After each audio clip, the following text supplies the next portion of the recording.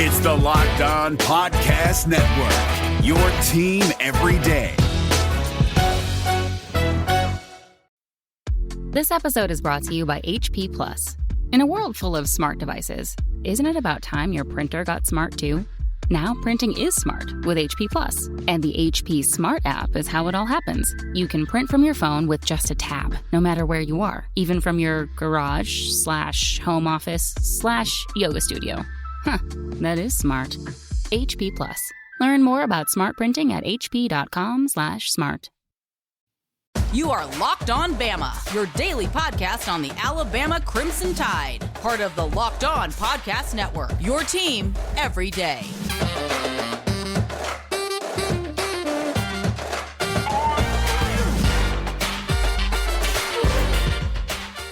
Hey, everybody, and welcome back into Locked On Bama. Luke Robinson, that's me. Jimmy Stein, that's him. Jimmy, how are you today? Good. Monday, as we record this, you guys are listening on Tuesday, but Monday, sadly, the last day of the football weekend. There's NFL tonight with the Packers and Lions. Everybody listening already knows how it turned out. I'm rooting against the Packers because they don't have any Alabama dudes. Yeah, I think that's and they kind of they gave Eddie Lacy an eating disorder. Maybe not. Maybe he already had that or whatever. I don't know. They cut J.K. Scott. What the hell, man? Boy, you got to be a heartless bastard to cut J.K. Scott. Mm-hmm. It's like, I mean, he's the Mother Teresa of punters. I hear the Falcons are having open tryouts for a punter. I would assume J.K.'s agent will have him there in Atlanta punting balls. Certainly wouldn't be the first time he's punted balls in that dome or in that city. Well, Lord knows the Falcons can use a damn punter because that guy's going to get worked to death. Could get Charlie horses. Jimmy, I'm going to start off today. We could talk about Alabama in the NFL, and I think I will start there. I just did an audible. All right, Jimmy, I'm going to Omaha this thing. I'm going to call an audible right now. I've got a question that I think we need to answer, but I can't not talk about this because this popped into my head. Derrick Henry yesterday. He's on my fantasy team, by the way. Nice. Slow start to the day. I watched most of that game. Slow start, and I just kept thinking, Tennessee, stick with him. Don't let the Seahawks lull you into thinking that you need to pass to catch up immediately. Don't do that.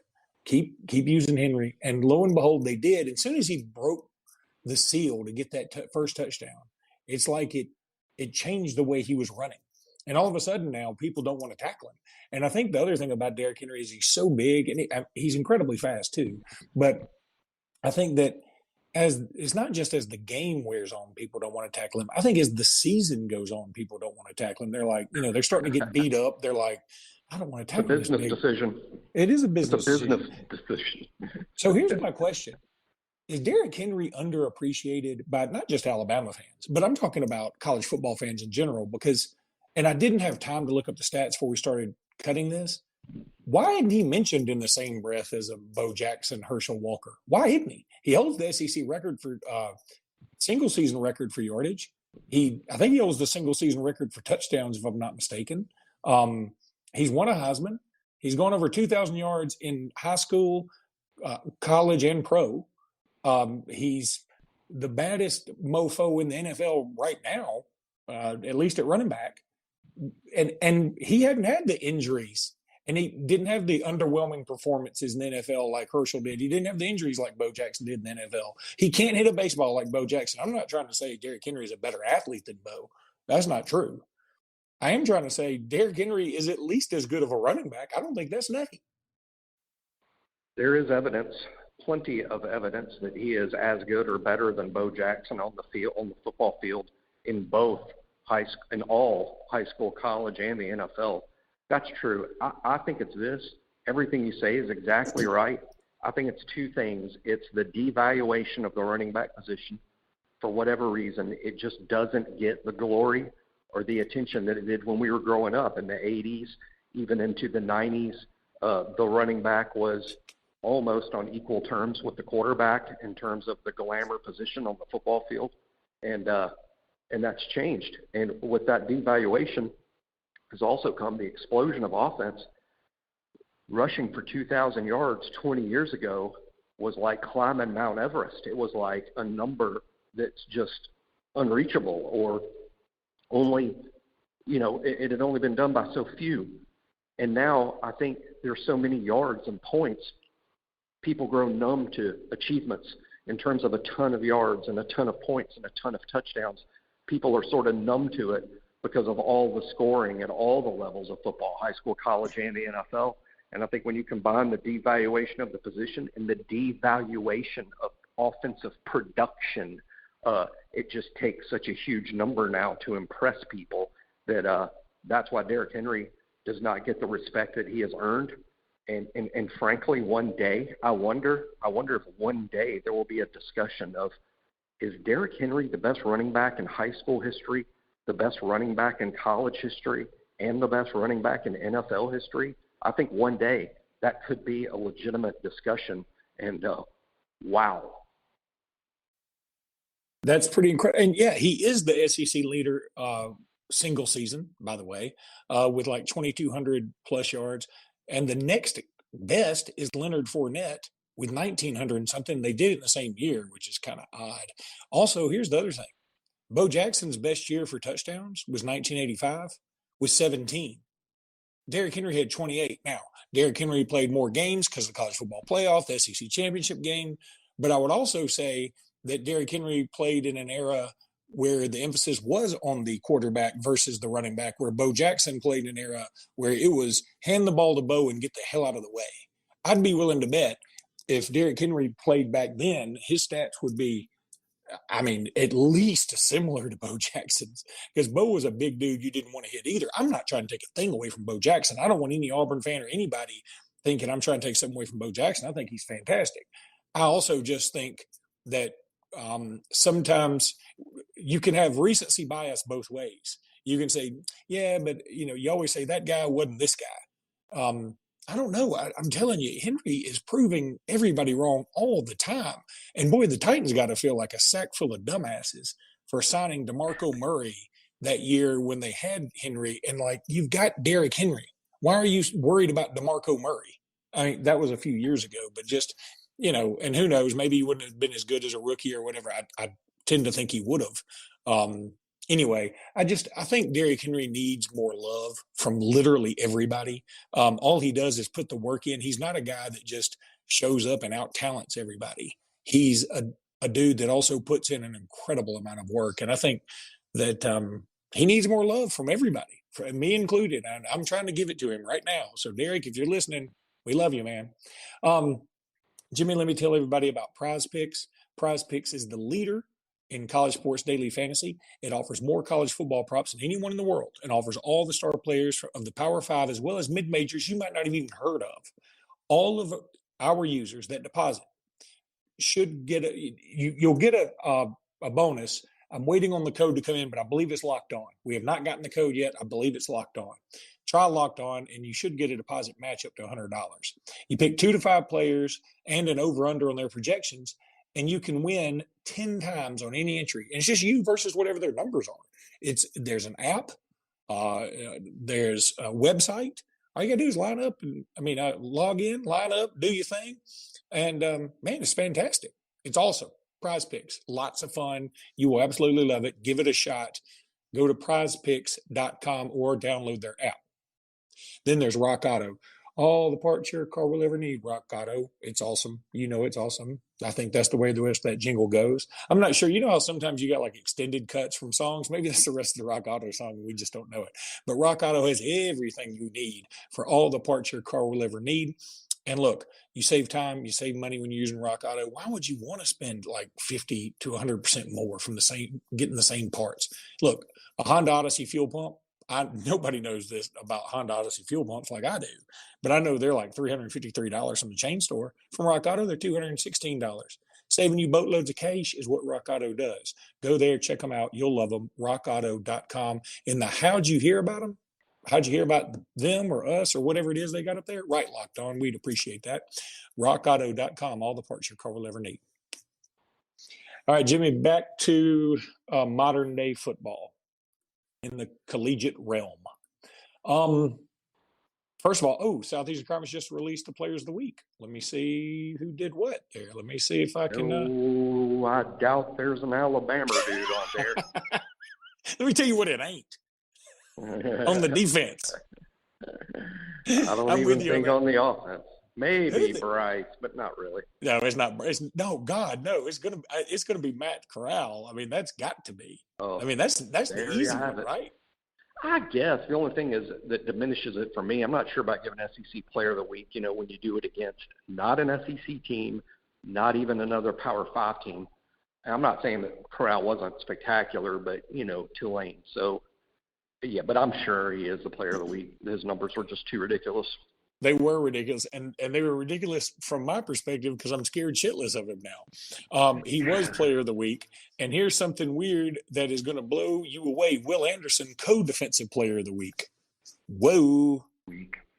I give him a nod based on how hard it was to fight through the knee pain. I think we saw him limp off the field. I'm sure his knee had swelled after all that activity. And he made some plays. I saw him, one play fight through a double team and still make the play. I mean, he's still an impressive player, but I would say this. I've seen Will Anderson play a bunch of football games now, and I would not rank that near the top of Will Anderson performances. And speaking of the D. D. It was fine, but it wasn't great. Speaking of the D, where's our alpha? I mean, Jimmy, we spent all summer, you and I mean, just hyping up the defense like this could be Saban's best defense ever. It really could be, yada, yada, yada. I'm going to call myself out. I overshot the runway here. And here's one of the reasons. Number one, we don't have an alpha. We would love to think Will Anderson is it. I think we forget that he's a true sophomore. And maybe he just isn't ready for that role yet. And there's no shame in that. Please don't think that. But it's not going to be somebody necessarily in the secondary. We kind of hoped it'd be Josh Joe, but I don't know that we talked about that in the summer. Like, that doesn't seem like his role. And then I started thinking about defensive linemen. We've had a nice little run of defensive linemen that were, that sort of stood up and did their thing. Jonathan Allen being the poster child. But listen to our defensive line recruiting. These are straight defensive tackles from the last 3 classes. Ishmael Sopsher, who's gone, obviously. Byron Young, who did make a nice play in the Florida game. I think they ended up scoring anyway, but he made a nice play. DJ Dale, who also made a nice play, but it was almost by accident in that game. And DJ Dale also feels like he's been at Alabama longer than Lorenzo Whammy Ward to me. And I think he's only a junior. Is that right?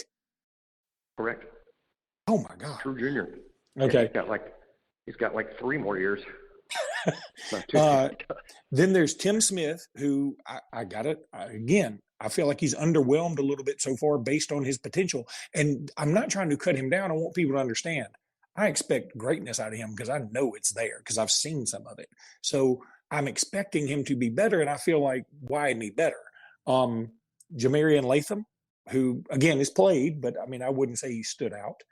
Jamil Burrows, who, again, has played, but not stood out. Damon Payne, I don't even know if he's played yet. Moncal Goodwine and Tim Keenan. I mean, we need one of these guys to step up and grab a hold of that defensive tackle room by the shirt collar, all of them collectively, and say, we're about to break some shit. And who's coming with me?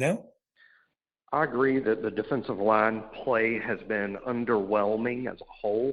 And the only guy in the defensive line group I would give a gold star to in terms of, he's having a pretty good year, is Phil Mathis, who I think has played pretty well every single week, even including this week. I think he was one of the few standouts on the defense this week. But he's played well all 3 weeks. No one else has consistently played well on the defensive line, and some guys have flat out disappeared, like Justin Aboigbe. But this is crucial, and I think too many people are missing this, and it'll be interesting to see if this changes this week. But we also talked all summer about the very strong possibility that Alabama, in its nickel defense, which they employ on over 70% of all snaps, over 7 of every 10 snaps, Alabama is in their nickel personnel package. Over the years, under Nick Saban, that means 3 defensive linemen, that's 3 of Freddie's guys, and 1 outside linebacker, 1 of Sal's guys. Well, Alabama was so deep and good at outside linebacker, and we play so many spread teams, we thought there was a strong possibility, and we were correct, that Alabama would switch to what they call nickel rabbits, meaning that the outside guys, both of them, would be outside linebackers instead of just one of them like in the past. And sure enough, against Miami, that was how Alabama played, and Alabama pretty much has played exclusively through 3 games nickel rabbits. What that means is there's not 3 defensive linemen on the field. It means the majority of the game. In fact, 8 of every 10 snaps, there are only 2 defensive linemen in the game. That obviously is going to cut down on the amount of plays that defensive linemen make and cut down on their stats because there's only 2 of them on the field instead of 3. So I think to some extent that explains some of Alabama fans' questions about, well, where the hell is Dale? Where the hell is Aboigbe? Where the hell is LeBron Ray? Where the hell is – well, when you only play 2 at a time, that's a lot fewer snaps than what they used to play. So I think that's been an issue with the production. Now, should those 2 guys, whoever's out there, be playing better than they are? Yes.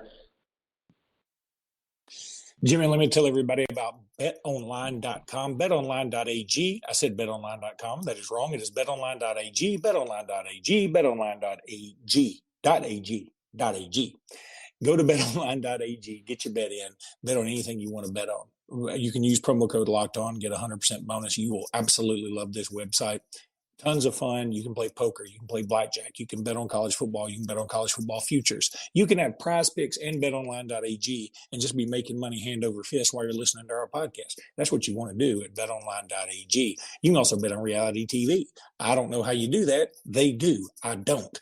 It's not go to luke.com. It is betonline.ag.com. No, there's no .com. Betonline.ag. Boy, I hope they don't use this live read as an example of how never to do a live read at some professional conference. But they might. But it is still betonline.ag is where you want to go to get that bet in.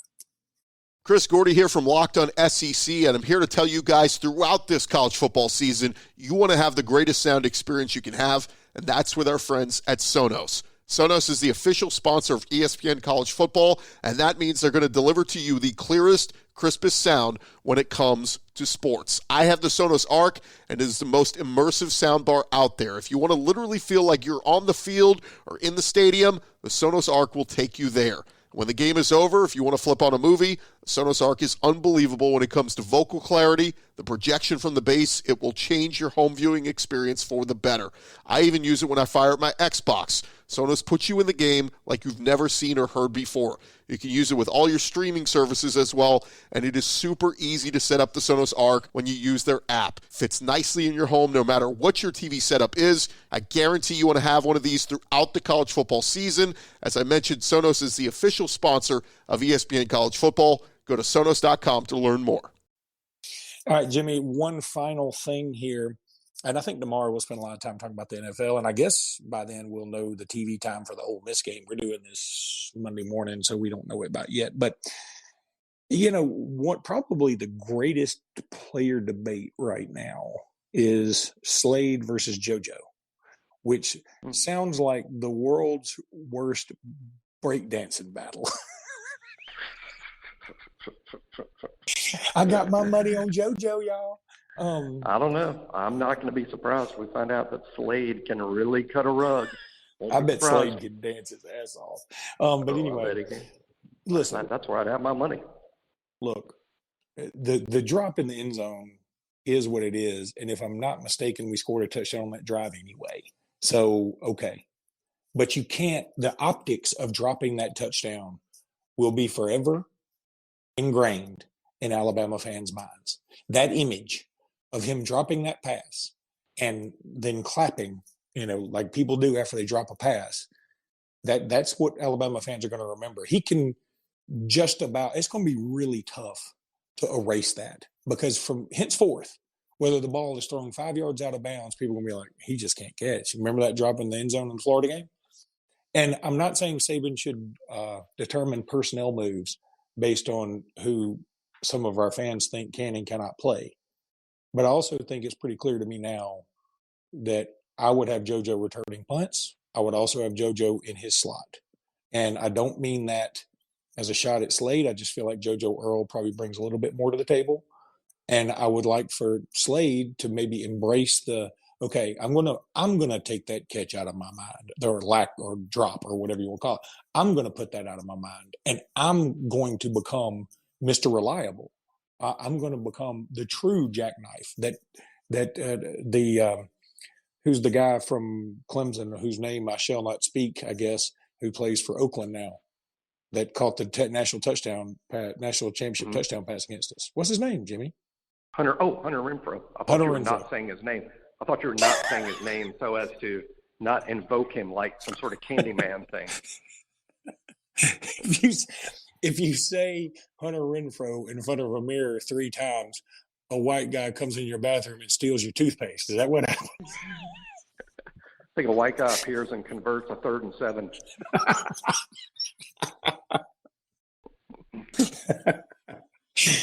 So anyway, I want Slade to become that guy, but see, I think, man, there's got to be a repercussion, there's got to be some kind of consequence for dropping that pass, and I think we got to. I don't want to penalize the guy. Don't get me wrong. I'm not saying like kick him off the team, but I am saying, okay, maybe he wasn't ready for that particular role just yet, and let's give it to JoJo and let's see what happens. And then Slade still has a valuable position on the team. Don't get me wrong. I think a thing to look for this week, Luke, is, I mean, it's Southern Miss, and we're going to win this game 63-0. We already talked about it yesterday. This is going to be an annihilation, not because Alabama is the greatest team of all time. That was last year. No, it's because Alabama is a million miles better than Southern Miss. This is a bad Southern Miss team. It just makes sense that Alabama is going to beat Southern Miss worse than they've ever beaten Southern Miss, because there's never been a wider gulf between the two programs as there is right now. So it's going to be an annihilation. But there is some drama here, and the drama for me is you got to make the personnel changes now. It makes no sense to get to Ole Miss week and go, you know what? We need a better playmaker in the slot. Let's go with JoJo. No, you do it against Southern Miss. You get everybody the dress rehearsal. You get everybody playing the new role before you play the dangerous team from Oxford. So what I'm looking for this weekend is the personnel changes to see if there's any. And you know, Nick Saban he's a guy who loves his veterans. He's a guy who trust is a big thing with him. He's also this is one thing about Nick. Everything I just said is true. This is also true. You can all of a sudden become dead to Nick. And I'm sure he wouldn't say that in such abusive terms about his own players. But I'm just saying you can become dead to Nick. And a perfect example is, I can't even remember which crappy punter it was, but a couple seasons ago we had a punter that just wasn't very good, and he had just his 4th or 5th bad punt in a row, and the camera cut to Nick Saban on the sidelines, and I knew that look, and that look was, that kid is now dead to Nick. We'll never see him again. And that's exactly what happened. That's exactly what happened. And I'm not saying Slade is dead to Nick. That's too drastic considering how good Slade and how helpful Slade has been at times. But I'm with you, Luke. I think that might have been a turning point. And Nick said, you know what, Slade, the reason you were playing over JoJo is because I trusted you. And now I don't trust you anymore. So why not go with the more explosive kid? And Southern Miss is the week to do it. I would also look for potentially Damian George to be at right tackle. I'm not saying it's going to happen, but I'm interested. Maybe this sounds crazy and people will be against us, but what about Damian George at right tackle and Chris Owens back at center? I wouldn't rule that out entirely either, but I think there could be a change or two on that offensive line. I think we might see a little more Trey Sanders than we saw none of him against Florida. I think there might be more of a concerted effort to see what Trey brings us in the run game. And defensively, this is what I think might happen is, look, when DeMarco Hillams is an every down starter at safety next to Jordan Battle, that means that either Malachi Moore or Brian Branch is on the bench. One of them is on the bench when Hillams is a safety starter. And I'm no Nick Saban, but I'm having a hard time believing that DeMarco Hillams is a better football player than Malachi, or that he's a better football player than Brian Branch. I won't be surprised this weekend to see Brian Branch at safety alongside Jordan Battle, with Malachi back in a star position, or vice versa, Malachi at safety and Brian at star. But I just think if one of those three players has to be on the bench in regular and nickel, it should be Helms. That's my opinion. You know, one thing that goes completely unnoticed by this podcast, because it's sort of like if a tree falls in the forest, nobody's there to hear it kind of thing. But there are several times when Jimmy starts talking about something, and then I have a joke come to mind. And little do I know that Jimmy is going to continue to talk for 5 minutes, and then I forget the joke. But I didn't forget it this time. Because my thought about JoJo and Slade, where you said, hey, the reason Slade was playing because Nick trusted him, but if you can't trust him and JoJo's more explosive, I could see Slade going back to Nick this time and going, hey, though, JoJo dropped a pass in that game too, even though it was sort of knocked from his hands. JoJo dropped a pass too, Coach. Nick will go, he did drop a pass, but he dropped it more explosively than you did. Yeah, he's a freshman, Slade. He's a freshman. Drops. He gets drops. His drops are more exciting than yours. I mean, I don't know why that's so funny to me, but I can so see Nick sitting at his, like, he calls Slade into his office and hits the button, the door shuts, the metal sheets come down over the windows and everything that happens when Nick punches that button. And hey, Coach, yeah, you wanted to see me? I did. I wanted you to step into my office. Why is that, Coach? Because you're freaking fired. Yeah. Like something about I think it's like Slade, you failed a test for weed, you're off the team. But Will Anderson failed a test for weed too.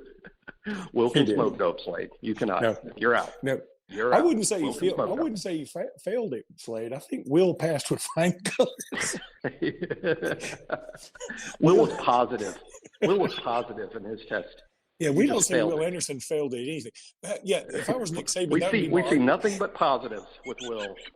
That would be my argument for any time anybody ever wanted to say something bad about Will Anderson. So, Will Anderson didn't do this. He didn't. He's not a very good driver, but he did win the co-SEC Defensive Player of the Week at a time when Nick Saban's defense looked as bad as we've ever seen it. That's pretty good. Just means Will's the best defensive player in the SEC when he doesn't even play great. That's what that means. It's so true. That's what that means. I mean, literally, Will didn't play great. He's still the best defensive player in this league. It's sort of like, it's very reminiscent of, like you're having the Ms. America pageant, and then just like somebody sees Sarah Jean Underwood sleeping on the sidewalk from a bender, and says, you want to get in this? We need a Miss Alabama. She's like, sure. She gets in there and wins it. They're like, how did she? Everybody else was made up. She didn't even have makeup on. It's Sarah Jean Underwood. What do you want me to do? I'm voting for Sarah Jean Underwood. What are you, crazy? But anyway, okay. That's going to do it for this episode. God, I'm going to laugh about that JoJo Slade stuff all day long. I don't know about the rest of y'all. But anywho, we will be back tomorrow. And until then, roll tide. Roll tide. Quarterback depth is at a premium as NFL Week 3 looms large. Here's what our local experts are locked on today.